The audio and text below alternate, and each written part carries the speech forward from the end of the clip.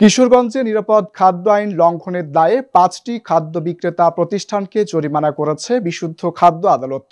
শনিবার সকাল থেকে সন্ধ্যা পর্যন্ত চলা অভিযানে এই আদেশ দেন আদালতের senior judicial magistrate Ariful Islam.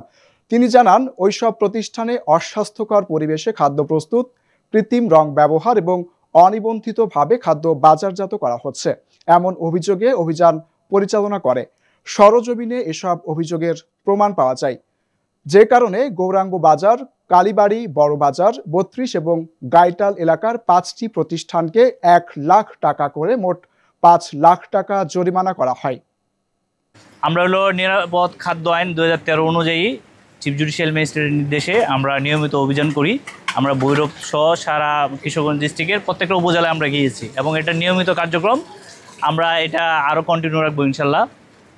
নিরাপদ খাদ্যের সাথে কোনো কম্প্রোমাইজ হবে না, কারণ এই বিষাক্ত খাদ্য খেয়ে আমাদের বাচ্চারা অসুস্থ হচ্ছে, মানুষের ক্যান্সার হচ্ছে, কিডনি নষ্ট হচ্ছে। এটার সাথে কারোর সাথে কম্প্রোমাইজ হবে না।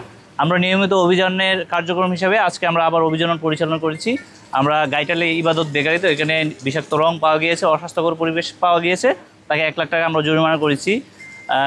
তারপরে হলো ওইটা কি জয়কালী রেস্টুরেন্ট, ওনার এখানে খাবারের মধ্যে তেলাপোকা পাওয়া গিয়েছে।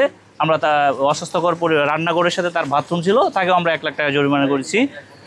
মদন গোপাল, তাকে অনেকবার ওয়ার্নিং দেওয়া হয়েছে যেন সে পরিবেশ মেনটেন করে মিষ্টিটা উৎপাদন করে, তার এখানেও আমরা অস্বাস্থ্যকর পরিবেশ পেয়েছি, তাকেও আমরা ১ লক্ষ টাকা জরিমানা করেছি।